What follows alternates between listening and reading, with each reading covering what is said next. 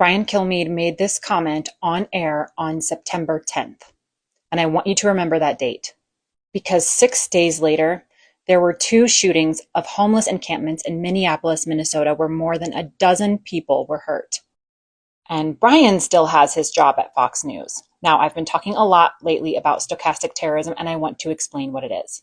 It is when a person demonizes a group of people and uses increasingly violent rhetoric so that if somebody acts upon that message and commits an act of violence, they can have what's called plausible deniability and claim, well, I never told anyone to do anything violent, so it's not my fault if they did.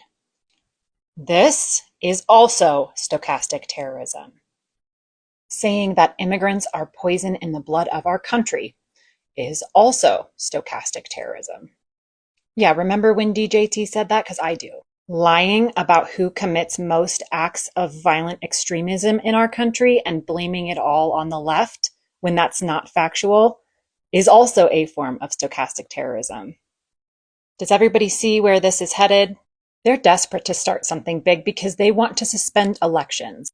And they're upset that all of the protests since January have been nonviolent and that the left is not taking the bait.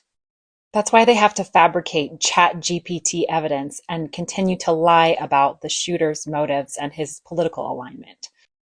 They know exactly what they're doing when they say things like this. They do. It's not an accident.